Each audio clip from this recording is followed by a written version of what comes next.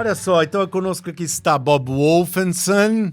Eu falo assim porque gosto muito dessa grande figura, um dos maiores fotógrafos desse país, mais do que fotógrafo, ou além de fotógrafo, grande artista, grande pensador contemporâneo, grande figura. Eu gosto muito do Bob, seja bem-vindo, Bob.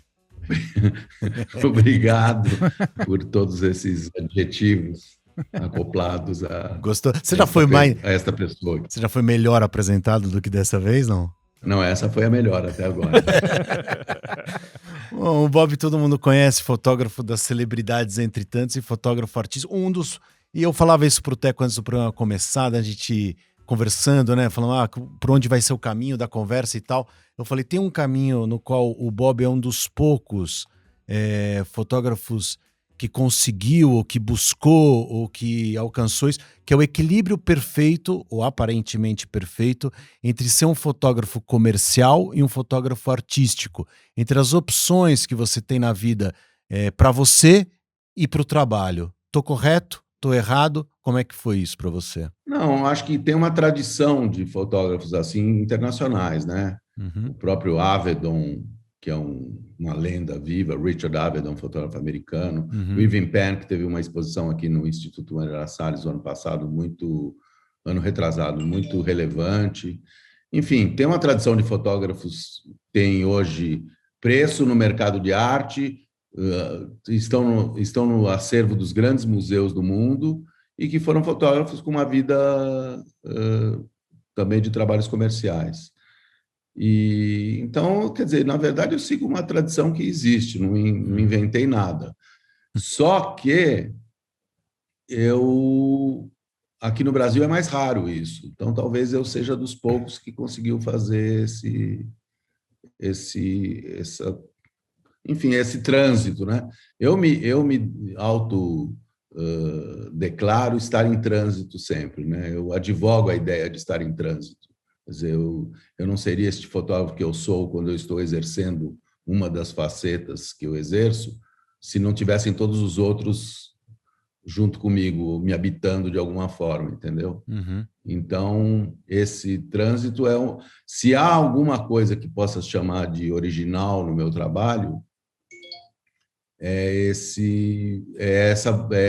essa desenvoltura entre um gênero ou outro da fotografia, né? Eu passo por eles sem muitos problemas. Ô Bob, a pergunta clássica aqui que a gente sempre faz para todos os artistas é: quando você comunicou a amigos, namoradas, famílias que ia ser um artista ou um fotógrafo, veio a pergunta: e você vai viver de quê?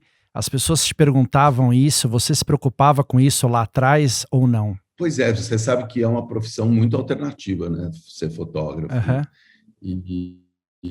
Enfim, de uma certa forma, eu consegui sobreviver muito bem até hoje com o meu trabalho. Sempre com o meu trabalho, não tive herança, não tive nada. A única coisa, uma boa formação que meus pais insistiram em me dar.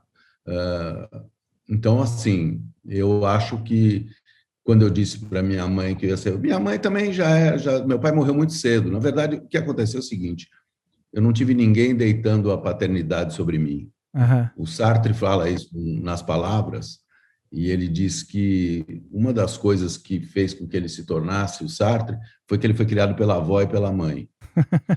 Então, ele não teve essa coisa da paternidade tão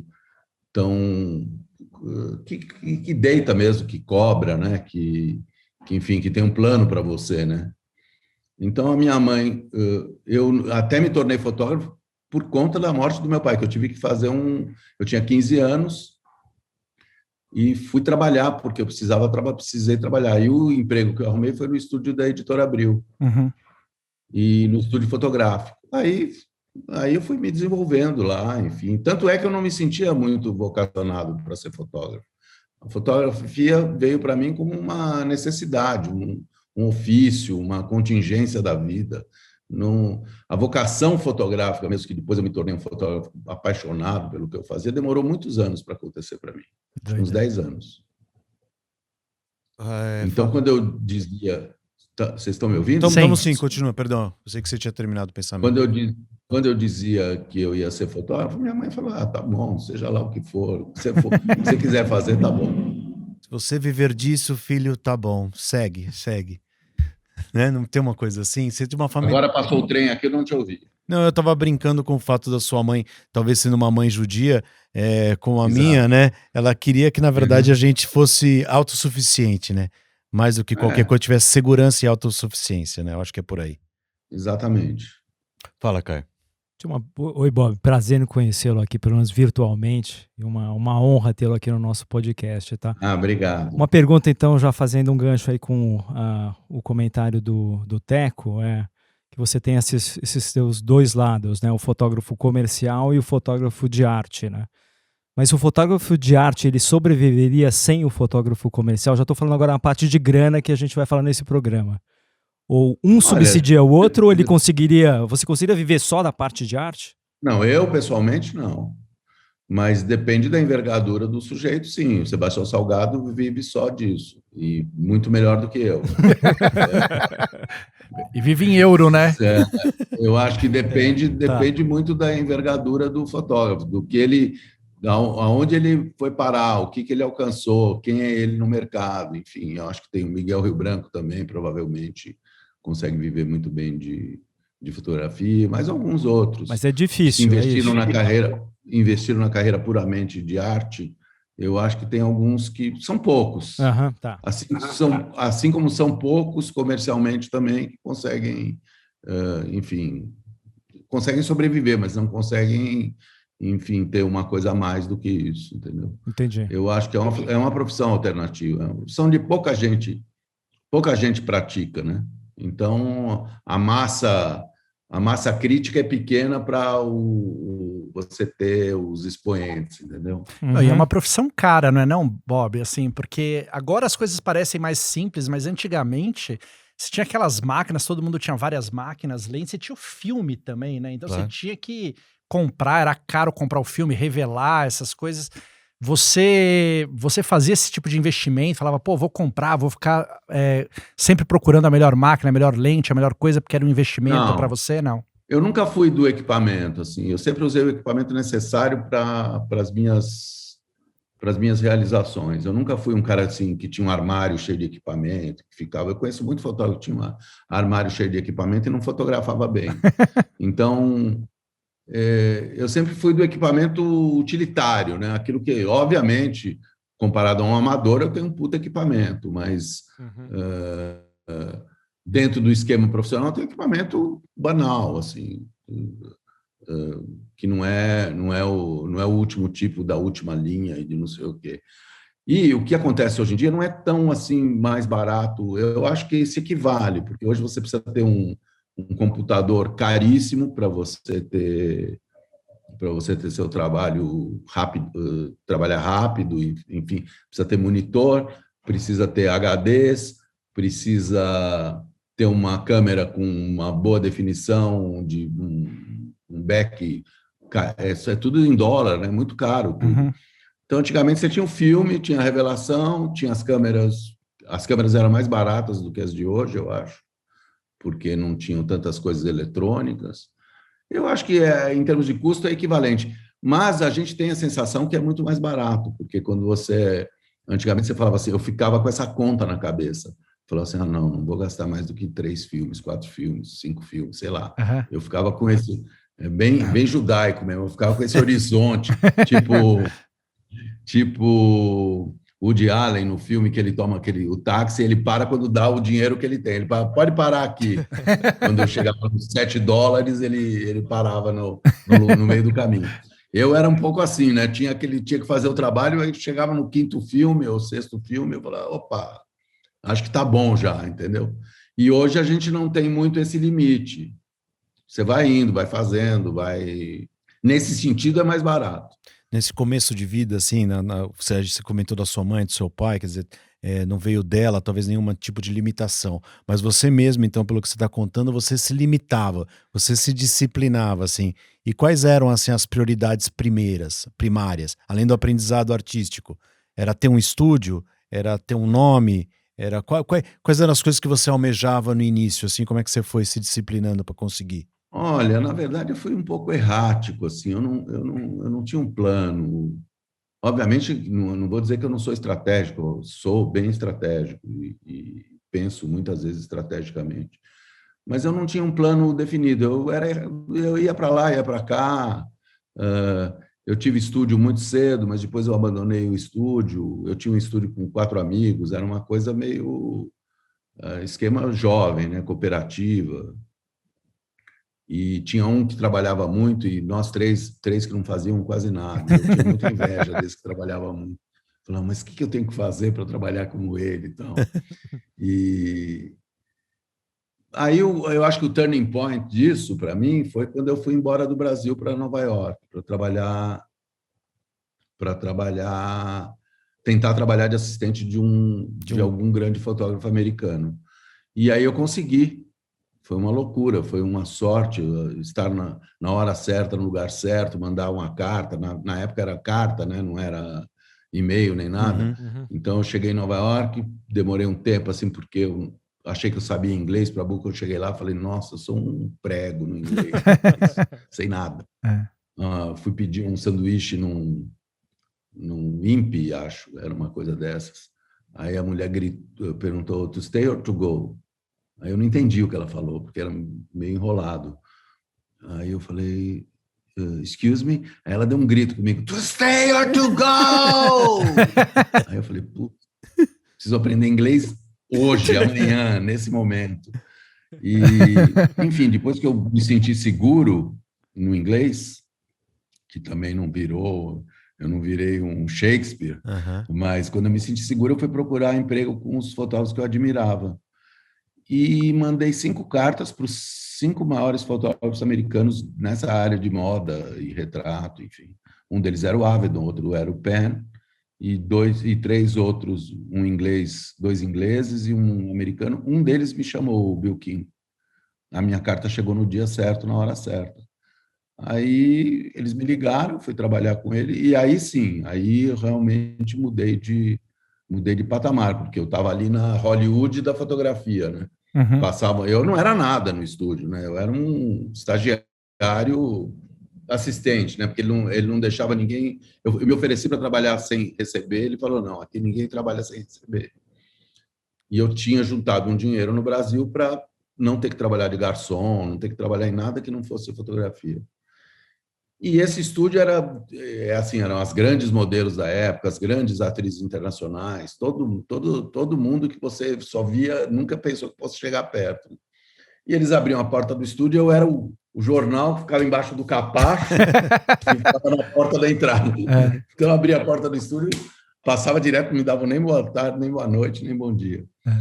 Mas eu falei assim, eu vou ser humilde porque eu tenho que aprender. Eu quero aprender com esse cara, eu quero aprender não só fotografia, como how to run the business, porque ele era um puta de um empresário, assim, um cara muito bem sucedido. E aí foi muito legal, foi uma experiência muito rica e mudou a minha vida completamente. Até então eu era assim, ficava, como eu disse, errático, por aí, errando, né? Errando no sentido de ir para lá e para cá. E aí, depois disso, eu fiquei mais concentrado, mais senhor de mim, voltei para o Brasil e iniciei o que eu chamo desse período meio natural que vem até hoje. Ô Bob, você em algum momento pré-ida para os Estados Unidos, você achou que não ia dar, que esse negócio não parava em pé por muito tempo? E foi só depois dos Estados Unidos que você falou, cara, isso aqui é uma profissão, eu mando bem, vou viver disso aqui e vou ser bem sucedido nisso aqui? Olha, acho que ele não tem muita noção de que vai ser bem sucedido ou não, né? Você vai indo. Eu fui um pouco ao sabor dos acontecimentos, mas obviamente depois que eu voltei, eu me senti seguro para desenvolver isso trabalhar, como profissão. Enfim, comecei a ser chamado, até porque vai passar o trem aí. Agora até porque eu não tinha muita, assim, eu comecei eu precisei e trabalhando, as pessoas começaram a me chamar, essa questão de eu ter morado em Nova York, isso na época era um marketing aqui, entendeu? Que era raro alguém ir para poder trabalhar e tudo mais. Então, tudo isso... Subiu o seu cacife. O fato de eu ter morado em Nova York, eu me lembro que eu chegava nas reuniões, os caras falavam assim, não, ele voltou de Nova York, era uma coisa, dava uma importância muito grande para isso. Ou ele trabalhou com Bill King, que ninguém sabia quem era, mas era um nome bom, né? Exato. O nome de rei, né? Então, Bill King. Enfim, essas coisas todas me ajudaram a ser chamado. E aí eu fui me desenvolvendo também, porque não é que eu aprendi no ano que eu fiquei lá tudo que eu sabia, entendeu? Eu tive a oportunidade de me desenvolver. Você viu, o que me chamou a atenção, que você falou assim, eu vi um cara que fez da vida dele um business, era um cara que era um empresário também da fotografia dele mesmo, né, do nome dele, do que eu brinco da nossa pessoa jurídica, né? Nós, artistas, na verdade, não só os artistas hoje em dia todo mundo tem uma pessoa jurídica de si mesmo, principalmente por causa das redes sociais e tal. Então a gente alimenta o que a gente quer que os outros pensem que nós somos, de alguma maneira. E isso, no nosso caso, vem há tempos. Você viu um cara que fazia isso muito bem. Isso mexeu com você. E você fala assim, sou estratégico. Desenvolve para mim, por favor. Não, eu sou estratégico porque, por exemplo, vou numa...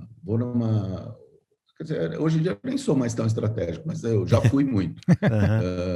Mas assim, vou numa exposição que vai ter lá um monte de gente que eu posso fazer algum tipo de contato. Vou fazer esse trabalho porque ele pode me levar para outro, mesmo que ele não seja um trabalho interessante. Eu vou, por exemplo, eu tenho, assim, para se fazer um trabalho, eu penso o seguinte: bom, ou tem que ter bastante dinheiro ou algum dinheiro, ou as pessoas têm que ser legais. Ou é uma viagem interessante, ou é uma realização artística importante. Quando é tudo junto, é um milagre. Acontece uma vez a cada 10 anos, mas acontece. As pessoas são legais, o trabalho artisticamente é relevante, tem bastante dinheiro e é uma viagem do cacete. Então, eu digo mesmo da minha vida para você. Esse acontece uma vez a cada 10 anos. Mas, em geral, se acontece uma dessas coisas, eu já faço. Eu já estou disponível para fazer. Se acontece uma das 4, é ótimo. Fala, cara. Eu tenho uma pergunta para o Bob, ainda voltando, então, lá quando você foi para Nova York, ou até um pouquinho antes, você falou no começo da sua carreira na Abril, que você foi fazendo meio que por acaso, né? Você precisava de um emprego, você precisava de alguma forma trabalhar, né? Você tinha um plano B até Nova York? Olha, se esse negócio de fotografia não der certo, eu vou fazer direito. Outra coisa, isso. Você tinha os... Não, eu estudei, eu entrei na faculdade de Ciências Sociais, na USP, que não era exatamente um lugar para se ganhar dinheiro. É uma carreira. Era um plano B, talvez, né? Ser professor de... Era para se criticar a acumulação. É um lugar de crítica à acumulação, a mais-valia e tudo mais. E eu fui fazer Ciências Sociais na USP, fiquei 4 anos na faculdade, mas não me formei, porque tem uma hora que eu decidi realmente ser fotógrafo. Eu estava fotógrafo, sim, e aí eu decidi ser fotógrafo. E aí eu não tinha nenhum plano B, não. Bom, eu falei assim, eu vou indo assim, mas de algum jeito isso aqui tem que dar certo, porque eu tenho tanta vontade, tanta necessidade de que dê certo, eu preciso tanto que dê certo que tem que dar. Tá. Não vai.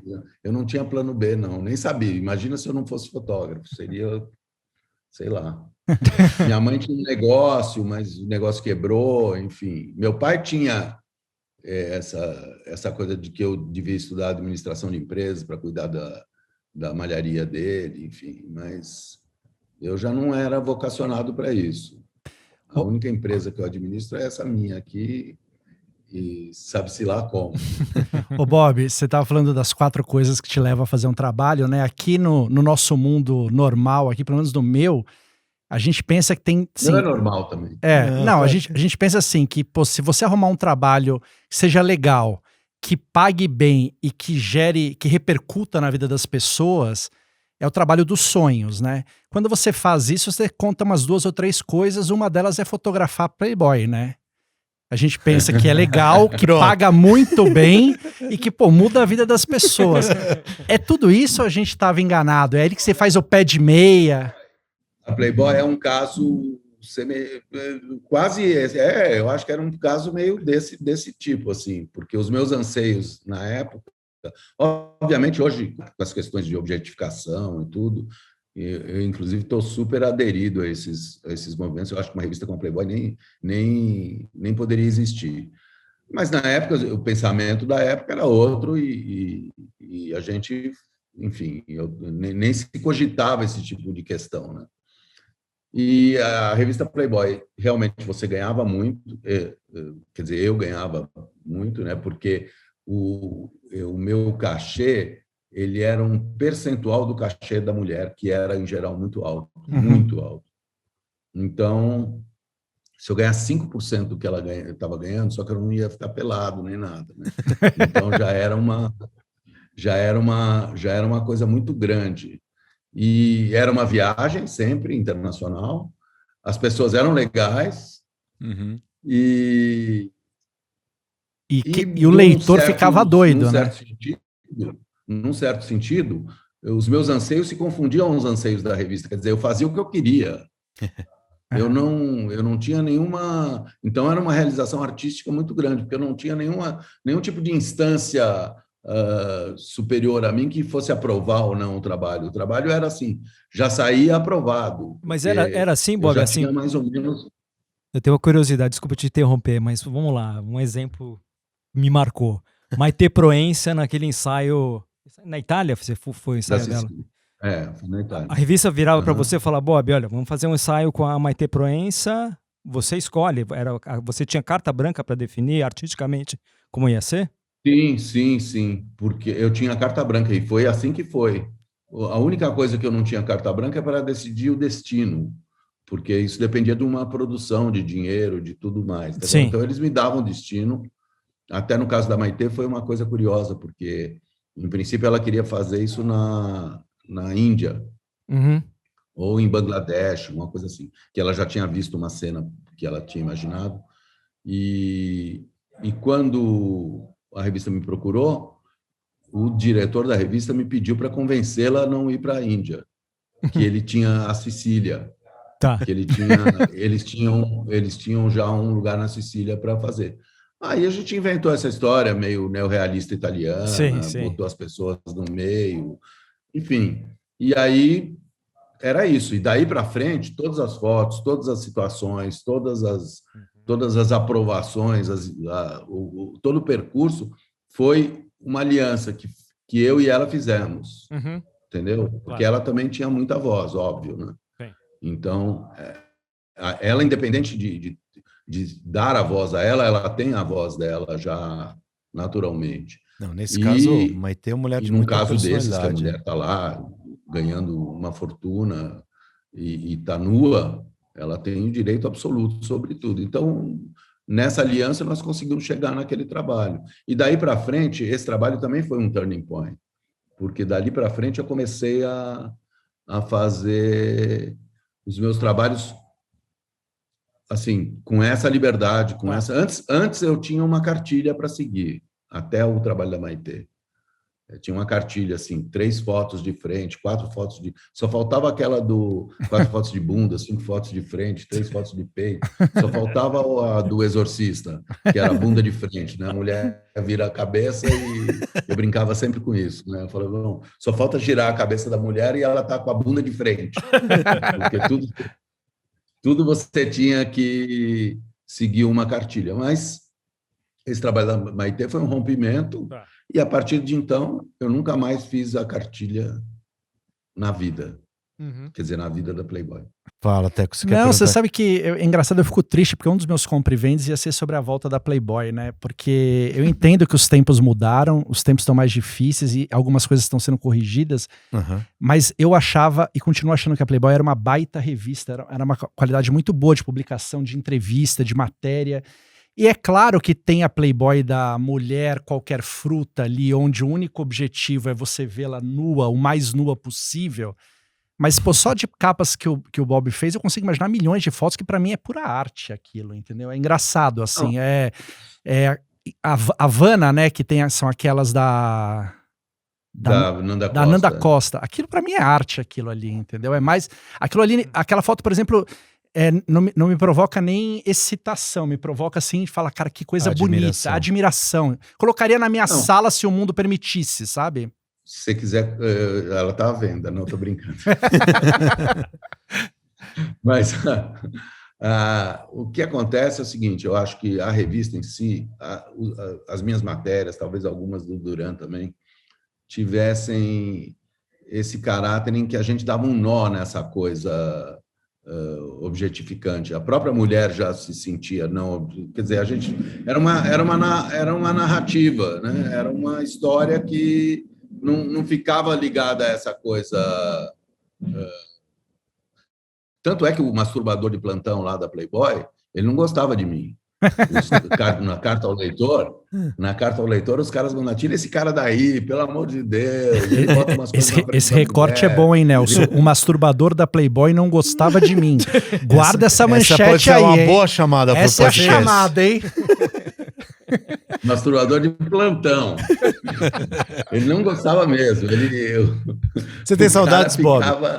Os caras mandavam, eu via as cartas ao leitor, os caras falavam, tira esse cara daí, pelo amor de Deus, sempre tem alguma coisa na frente da mulher, sempre tem alguma história que não interessa, não sei o quê, blá, blá, blá, blá.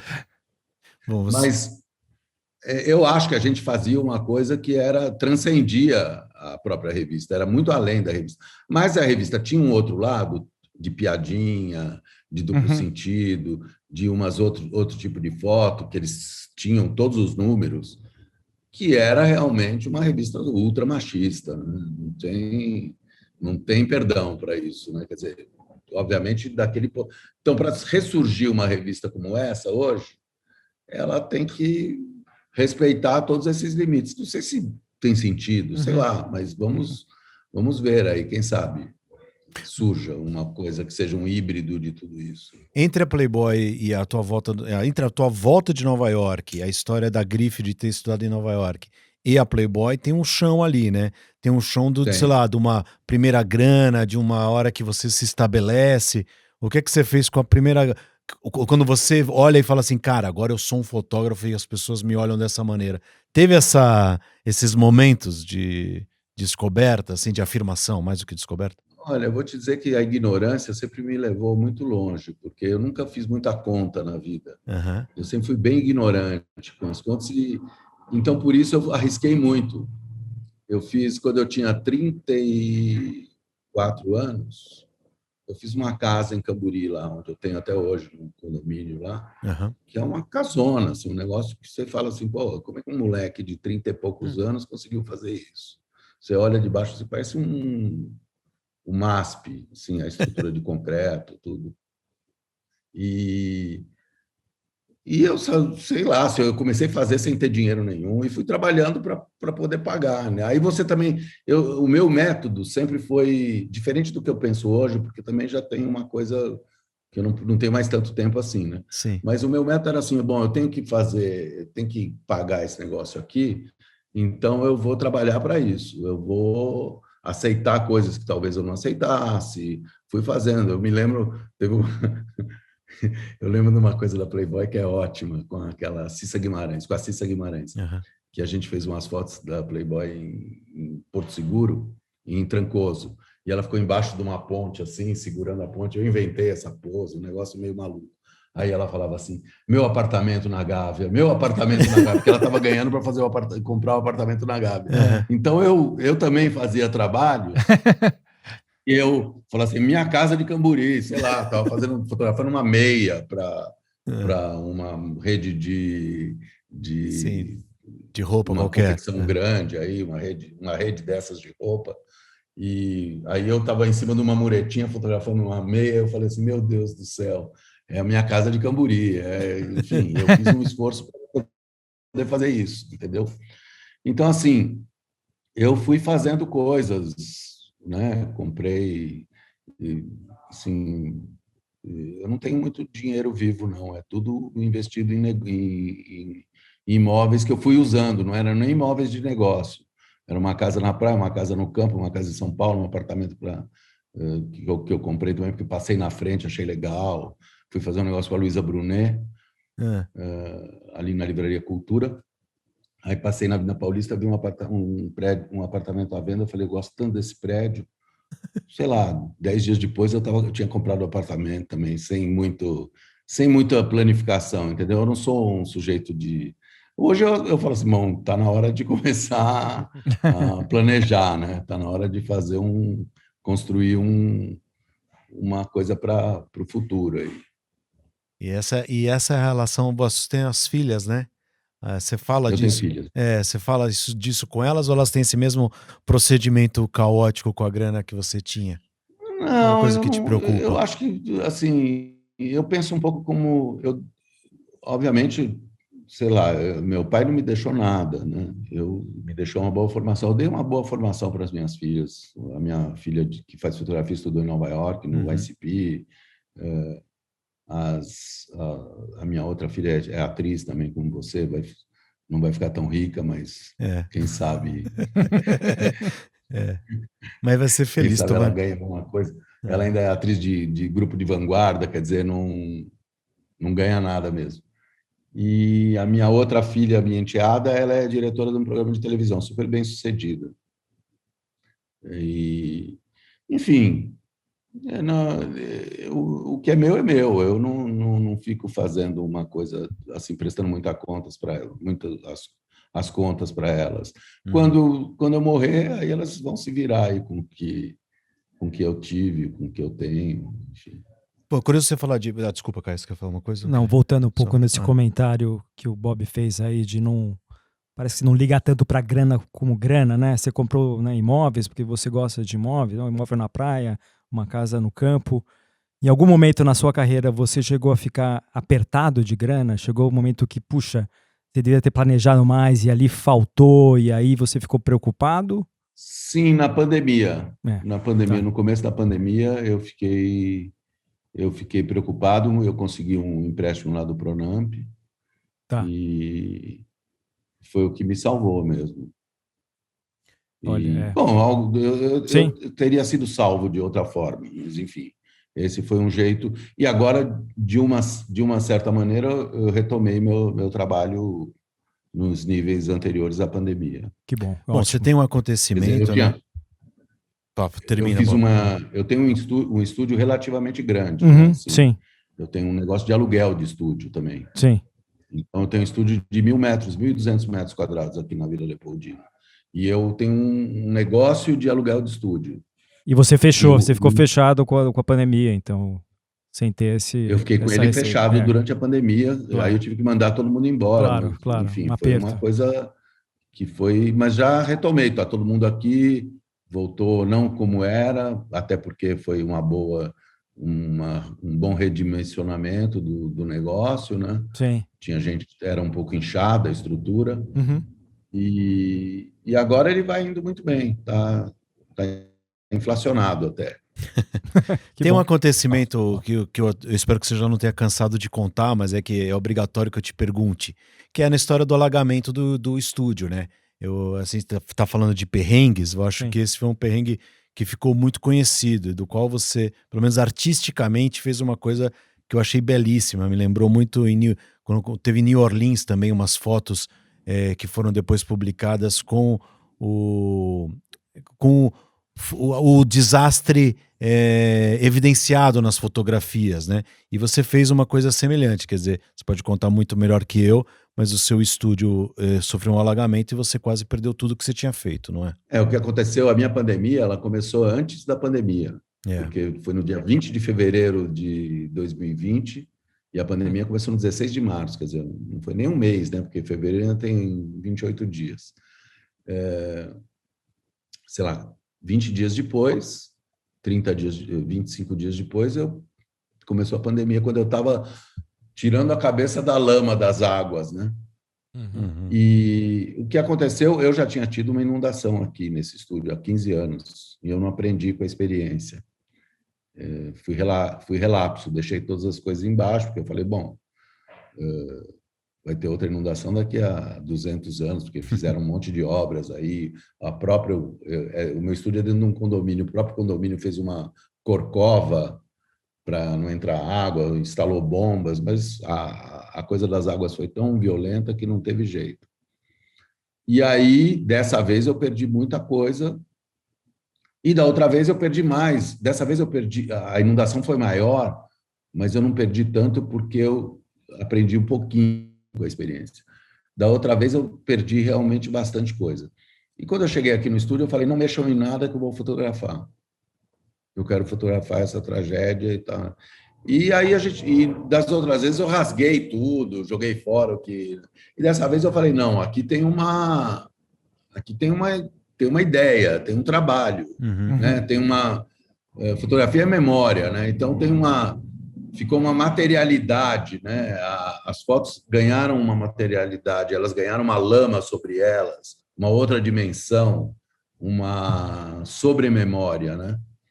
E aí isso virou um trabalho, acabou sendo um livro que chama Subemerso, é um livro pequenininho de uma coleção aí de oportunidade que teve na quarentena, chama Quarentena Books. Enfim, fiz disso, para usar isso que todo mundo fala, fiz do limão uma limonada.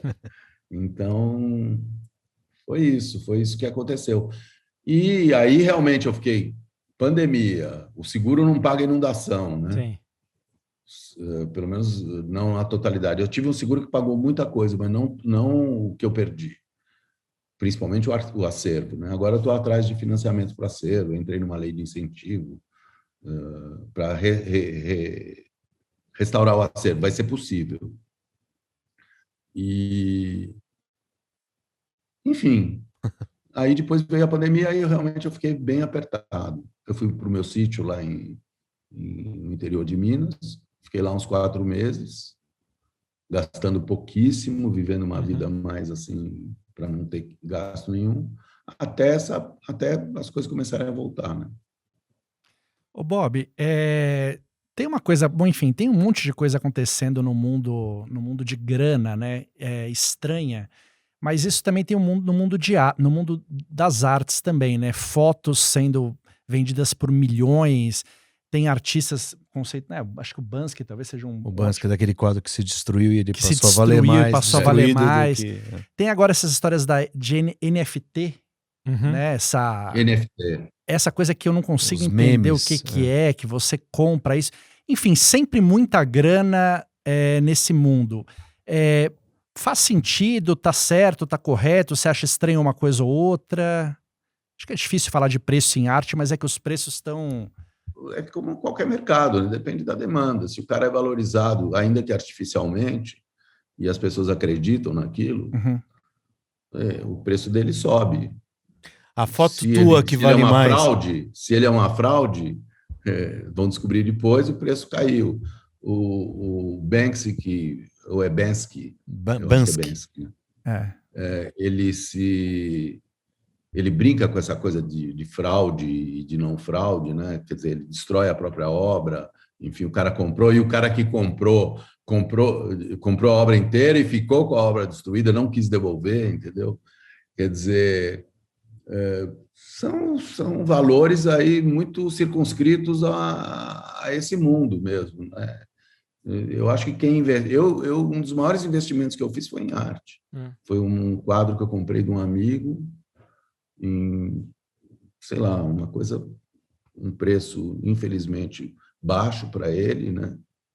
E depois eu consegui, quer dizer, essa obra atingiu um preço se multiplicou por 50, 100, 200 vezes, Caraca. sei lá. A tua obra que vale mais é a obra que você mais gosta?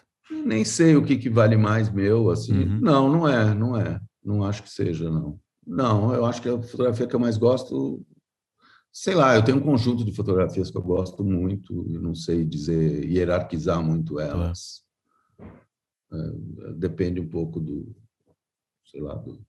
da época que eu estou. Aquela exposição que você fez, que era belíssima, lá dos retratos, que você fez lá no Porto Seguro, aquelas fotos, elas estavam à venda? Não, foto de gente é muito complicado vender, porque Eu não tenho nem coragem de pedir para a pessoa, sinceramente. Eu fico constrangido de falar assim, chegar para o Caetano e falar assim, Caetano, tem uma foto sua aqui que estão querendo comprar por $20 mil, você topa? Como é que é? Você quer uma comissão? Como é a comissão? É tudo muito constrangedor. O que eu fiz foi quando o Caetano e a Paula fizeram um leilão, no ano 2019, final do ano de 2019, para arrecadar dinheiro para o Recanto dos Artistas, e eu fui o recorde da noite, porque fotografia tem essa coisa de repetição, né? Você pode vender 5 vezes a mesma obra, ou sei lá, você faz uma tiragem de 5, é o máximo, mas você pode vender ela 5 vezes. Então, nenhuma obra naquela noite atingiu. A Paula falava, você foi o cara que arrecadou mais, tal. E era essa foto, uma foto do Caetano, tá até aqui na parede. Com o olho, deve ser aquela do... olha lá. Sim. Aquela ali, ó. A foto é linda. Deu para ver? Deu. Sim. Ele tá com um olho, assim, aquela da sobrancelha. Uhum. E a gente vendeu lá 3 exemplares. E bem caro. Então, assim...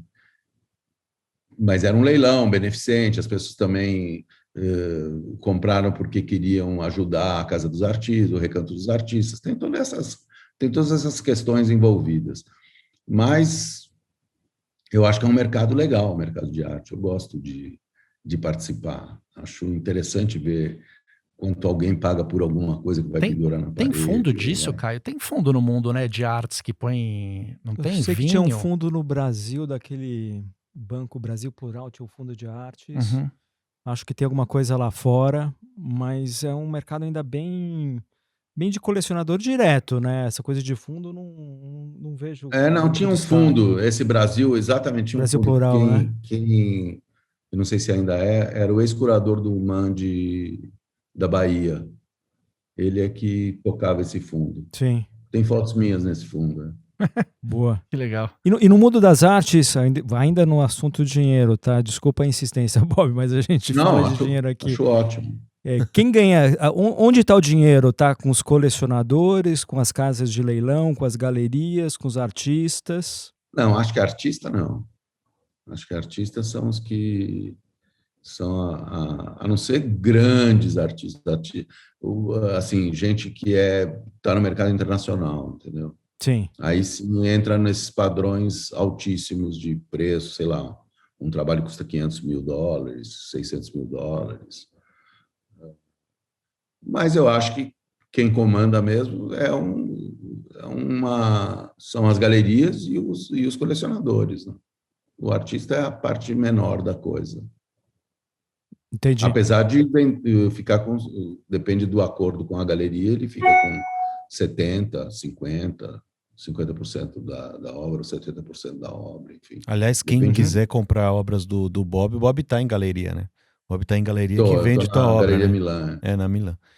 A galeria que me representa. Muito bem. Vamos Legal. pro compra e vende, Teco? Teu quadro compra e preferido? vende? Vamos lá. Selfie, você compra ou vende? Vendo. Fotógrafos de celulares. Nem compro nem vendo. Fico sem... Eu acho que é possível ser um bom fotógrafo de celular.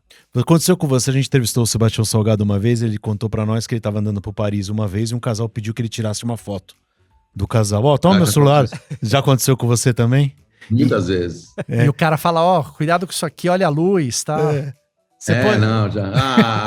A Leila Perrone Moisés, sabe quem é? Uma intelectual, escreveu um livro de biografia agora, que eu estava numa festa, ela estava com o Saramago e com o Raduan Nassar sentados, os 3. Ela me viu passando e ela não sabia que eu era fotógrafo. Aí ela falou assim, você podia fazer uma foto da gente? Aí eu falei, sim, lógico. Aí ela falou assim, é aqui embaixo que você aperta o botão. E ela escreveu isso na biografia dela agora. Acabou de sair a biografia dela. E ela escreveu isso e eu nem sabia disso, nem lembrava. Aí alguém foi lá e disse para ela assim, bom, esse aqui é aquele fotógrafo, tal. Pô, bela foto do Saramago e Raduan tá ótima, hein? Tá, Não acontece. É. Vamos Eu queria ouvir. Aí tá o cara, né? Fala assim, mas você mostra a igreja, a Notre Dame, por favor. Você pode tirar outra, um pouquinho mais de baixo, mais perto. Sempre tem alguém para corrigir. Hoje em dia todo mundo entende de foto, né? E aí né, quando saiu... E tem alguém comigo, às vezes tem alguém comigo, assim, eu estou no meio de uma produção, no meio da rua, no meio do mundo aí, e sempre tem gente em volta, né? Trabalhando comigo, então. E se vem alguém e pede, ele fala assim, essa foto pode vender ela por milhões de dólares, sempre tem essa brincadeira. Ô Bob, para os mais velhos, né? Antigamente a gente revelava em filme, né? A gente vai ter mudança de tecnologia ainda muito grande nesse mundo de fotografia, máquinas diferentes ou fazendo coisas diferentes, ou chega? Olha, para mim chega, mas enfim, vai saber. Demorou 150 anos para acontecer essa revolução, que foi a grande revolução, que é sair do analógico para o digital, né? Uhum. Eu acho que teve até uma evolução tecnológica do começo até chegar no digital, mas o digital foi uma ruptura, né? Muito grande, né? Vai saber o que vai acontecer daqui a 100 anos, 80, 50. Agora as coisas são mais rápidas ainda. Mas eu acho que tá bom já, né? Para você, quanto mais... Segundo o Sebastião Salgado, não vai ter mais fotografia, mas eu acho que vai ter, sim. Então era exatamente essa provocação que eu ia fazer com você. Você acha que com a quantidade de gente tirando foto, com mais fotos sendo tiradas o tempo todo, banalizou a fotografia? Não existe, tanto faz diminuiu a qualidade, o pedido por qualidade, a leitura de qualidade, ou o contrário? Olha, eu acho que, assim, vocês falam... Eu fui na formatura da minha filha lá no ICP, e o paraninfo da formatura falou uma coisa genial. Ele perguntou, quem de vocês aqui fala inglês? Aí todo mundo levantou a mão. Quem de vocês aqui escreve inglês? Todo mundo levantou a mão. Quem de vocês aqui é escritor? Um cara levantou a mão. O que ele quis dizer com isso? Muita gente... Quantas pessoas fotografam? Todo mundo fotografa. Quem de vocês é fotógrafo? No sentido... Porque o fotógrafo é um cara, é um artista que está atrás da câmera. Quer dizer, você, para ser fotógrafo, você precisa ter as mesmas técnicas ou os mesmos predicados de um escritor. Ou seja, você precisa ter técnica, você precisa ter estilo, você precisa ter um pacto com a sua audiência, você precisa ter ideias. Então, acho assim, muita gente praticando fotografia não quer dizer que vai ser fotógrafo. Eu não tenho esse medo. Quando chegou esse afluxo muito grande de gente fazendo, eu falei, calma, as pessoas ficaram apavoradas. Eu falei, não, vai ter lugar para quem tem coisas a dizer, para quem se comunica com o trabalho, para quem tem talento. Então, assim, obviamente, isso que você falou, Dan, tem muita gente, pelo fato de ter muita gente praticando, nunca vi tantas fotos ruins como as fotos ruins de hoje. Mas também surgiram muitas pessoas boas também, porque, enfim, a quantidade traz qualidade também. Então, esse é o paradoxo, digamos assim, desse volume de gente sendo fotógrafo ou fazendo fotografia versus algum tipo de coisa que seja relevante, né? Você tem sua foto, você tem a sua foto preferida e a foto de alguém que você falou, pô, dava tudo para ter feito essa foto que o cara fez? Isso tem muitas que eu falo, pô, eu queria ter feito isso, eu queria ter encontrado essa pessoa, eu queria ter... Porque também essa coisa dos retratos, que eu faço bastante, esse é um encontro. Na verdade, ser fotógrafo é um pretexto para você encontrar as pessoas, Então, assim, o fato de eu estar de ter visto, de ter chegado perto de alguém, foi muito da minha profissão, né? Quer dizer, totalmente da minha profissão. E é um passaporte que você tem para chegar nas pessoas, para estar no centro dos acontecimentos, digamos assim. Então, tem muitas fotos de pessoas que eu falo, pô, eu queria ter conhecido isso, queria ter fotografado, queria ter chegado perto, queria ter ouvido essa conversa, queria ter... Então, tem muita coisa de muita gente, contemporânea ou não, na qual eu gostaria de ter estado. ou ter feito. Por exemplo? Das minhas fotos, um exemplo? Você pediu um exemplo? Um exemplo de alguém que você queria ter fotografado, encontrado, enfim, do que você está falando. Olha, esse fotógrafo que eu admiro muito, esse Avedon, eu até tentei, nos anos 90, mandei uma carta para ele, me respondeu. Mandei um fax. Não, mandei uma carta, ele me respondeu em forma de fax. Dizendo que eu queria entrevistá-lo. Eu tinha conseguido uma coisa na Folha para entrevistar os grandes fotógrafos do mundo. Eu queria começar com ele. Aí ele recusou a oferta, disse que era muito ocupado, mas que, enfim, falou assim. Esse era um cara que eu li 2 biografias dele, eu tenho uma admiração imensa por ele, pelo artista que ele se tornou, pela similaridade da nossa condição, né? Obviamente guardadas todas as proporções, né? Eu estou no Brasil, ele estava em Nova York, ele era o árbitro da beleza no mundo da moda, passava tudo por ele, enfim. E ele ficou muito rico, muito rico. E também de uma profissão totalmente alternativa, de uma família judia, que o pai era super... o contrário do meu, digamos assim, né? Era um cara que se botou nele todas as expectativas do mundo.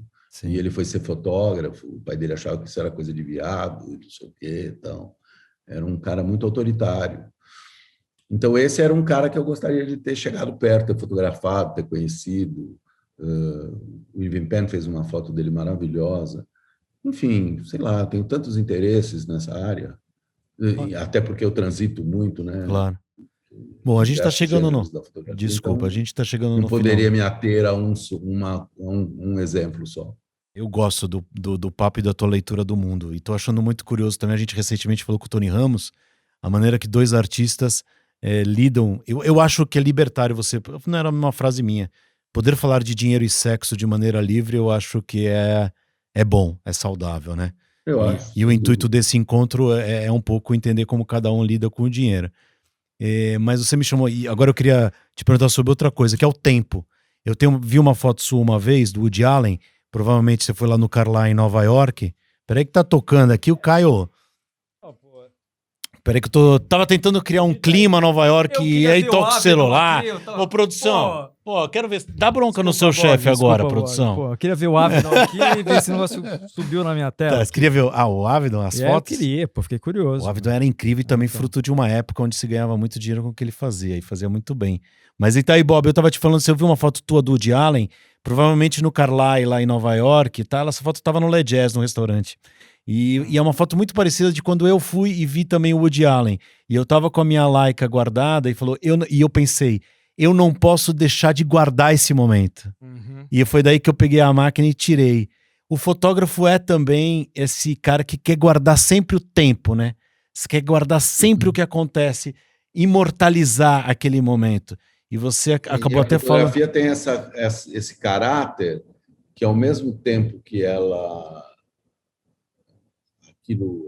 que ela guarda, que ela eterniza, aquilo morre, né? Você eternizou aquele momento que nunca mais vai acontecer igual. Então são as coisas, é um paradoxo da fotografia, né? Ao mesmo tempo que você fotografou aquilo para que aquilo fique como uma coisa, aquele momento acabou, nunca mais vai existir igual. Então, mas daí minha pergunta vinha daí. Se a tua relação com o tempo, ela é também sofrida, nostálgica, ou também por causa da fotografia é mais livre como ela foi com o dinheiro e mais desprendida? Você aceita bem a passagem do tempo? Você falou de tantas coisas hoje, inclusive da morte da passagem, assim.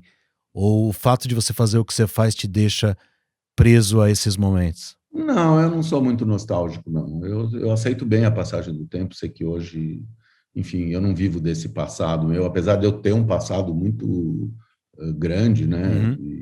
E muitas pessoas querem o passado da gente, enfim, então eu administro esse passado de uma certa forma, né? Mas eu estou sempre apontando para frente. Eu quero o trabalho que eu mais gosto vai ser sempre o que eu vou fazer depois. Depois, olhando, quando eu chegar numa idade que eu não vou conseguir mais trabalhar, eu vou olhar em retrospectiva, eu vou falar, bom, essa última fase minha aqui foi uma merda, essa primeira foi boa, essa segunda foi não sei o quê. Entendeu? Não, mas eu tô em ação, tô fazendo muita coisa, querendo fazer muita coisa. Acabei de lançar um livro que eu vou mandar para vocês aí, chama Desnorte. Eu vou fazer uma propaganda, está no meu Instagram para ser vendido. E que ele é uma coletânea desses 50 anos de fotografia que eu tenho, né? Ele contempla esse meu trânsito pelo mundo, pelas coisas, passa pelos retratos, as fotos de nu, os trabalhos pessoais meus, as perambulações pelas cidades, enfim. Ele é uma coxa de retalhos, mas que ganhou um nexo diferente. Ele não é simplesmente um trabalho retrospectivo cronológico. Ele é um novo trabalho, um novo arranjo para as minhas fotos, uma reconexão delas com elas mesmas. Muito bem. Então, obrigado. A pergunta rápida era o que aconteceu com o apartamento da Paulista? Tá lá ainda. Eu comprei e minhas filhas moram nele. Então tá bom. Então não foi tão ruim assim. Muito bom. Não, sempre bom, sempre. Eu não me arrependo de nada dessas coisas. Eu não posso dar conselhos financeiros para ninguém. Gente, mais alguma coisa por aqui ou é só um tchau e obrigado? Vida longa. Vida longa. Obrigado, Bob. Obrigado, Fala, Bob. Cara. Prazer em conhecer. Obrigado, hein? Obrigado. Valeu.